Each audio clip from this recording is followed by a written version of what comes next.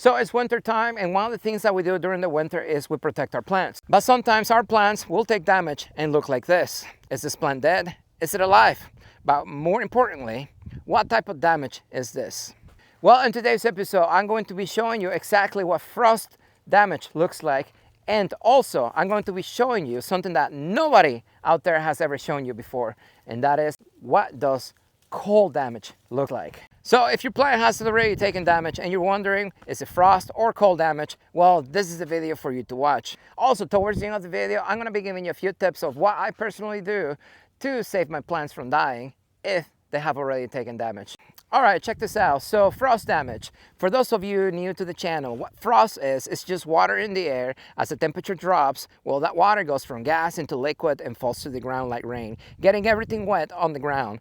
That's why early mornings when you go out there and you had a frost warning, the ground was frozen because, well, the ground was wet and the temperature dropped long enough, cold enough to freeze that water on the ground.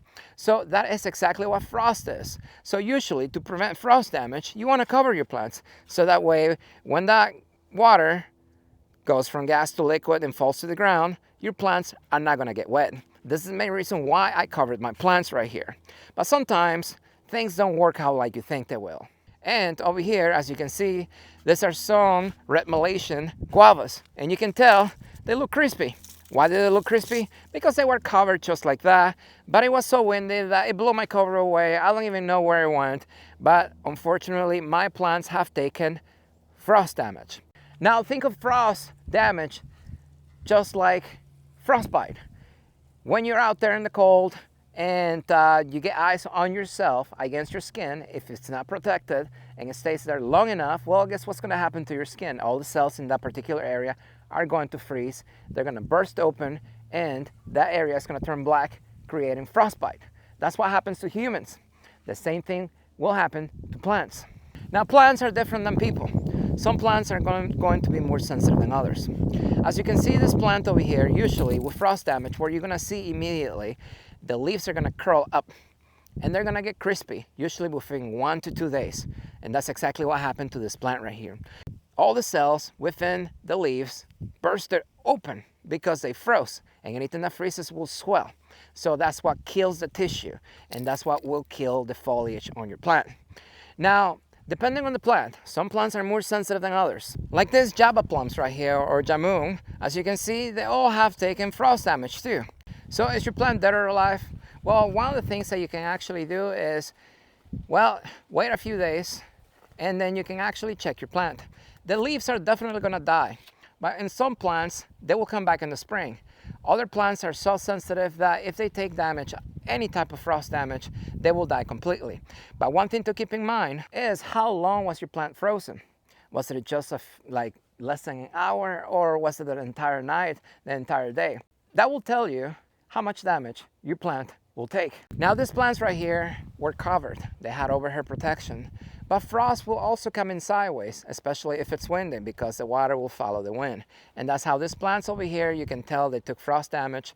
But the plants over there towards the middle, they didn't really take any damage. Are these plants dead? Well, the first thing to do is, yeah, the leaves are going to be dead, but also you got to check the branches. So start all the way at the top.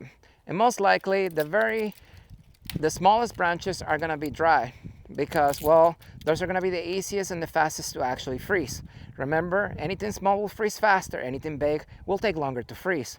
So, and usually what you do is you just keep going down. And as you can see, this is dry, so I'm going to keep going down. And then you can actually use your nail and you can scratch. You can tell that's a little green in there, but I can also tell that's a little dark green. So that's telling me that this plant will take a little longer to show the full effect of the frost damage. Some plants will show it within a few days, like the full extent, and some plants, they can take their entire winter to actually show how much damage they actually have taken. So this plant right here, as you can see, is actually dying back slowly. And then over here it's a little green, but I'm sure if I go all the way down to the main trunk, it's gonna be probably a brighter green. So let me see. So right there, you can see it's a little brighter, hard to tell on the camera. But yeah, so this plant over here has definitely taken damage, and my prediction is I'm gonna have to prune it probably about 50%. But I've noticed plants right here, but they will actually come back as soon as the temperatures warm up. Other plants are going to be a little more sensitive, and usually what happens is as soon as they take any amount of frost damage or any type of damage, they will just die. So some of those plants, I don't have any in here. It's going to be the strawberry tree or Jamaican cherry tree. So if your plant has taken damage and it's looking like this plant's right here, what can you do to actually help your plant recover? Well, the first thing you can do is actually you need to cover your plants. Yeah, actually put them underneath some overhead protection, and if the actual damage came from the sides, you need to cover it and make sure that plant does not take frost damage again. The more frost damage your plant is exposed to, the higher the chances are that your plant it's going to die. That's all you can do. There's no special juices out there that you can actually put in the soil, spray on your plant to actually make it recover faster. The only thing that you can do is patience. Wait until the night temperatures warm up. So that will not happen until spring. Every area is going to be different. In my area, that usually happens late spring, May, night temperatures warm up, everything wakes up, everything starts looking beautiful. And usually what you're going to do is just prune all the dead stuff off and then hope for the best. Now, if your plant wakes up and then it dies, well, that's usually from the frost damage in the wintertime or the cold damage.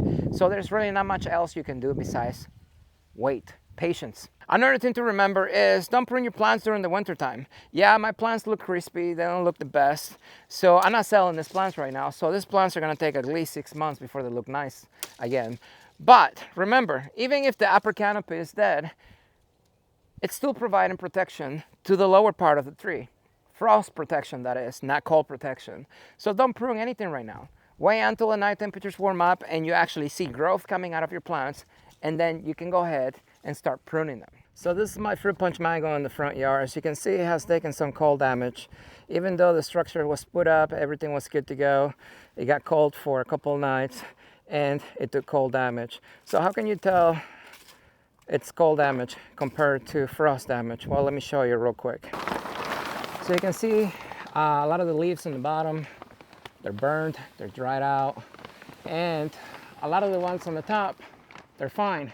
So if you didn't know, cold air, it's heavier than hot air, so it's gonna settle towards the bottom. So anything closer to the bottom, well, it's going to take cold damage. And this is why, well, most of the damage is gonna be on the bottom. But every tree is going to be different. Some trees, it's going to be throughout the entire canopy. Some trees, it's not. It just depends how cold sensitive your tree is. So how do I know this is cold damage and not frost? Well, like I said, most of the damage is on the bottom. Also, based on experience, I usually can tell when it's usually frost or cold, because cold usually takes longer to show than frost damage. Frost will show immediately.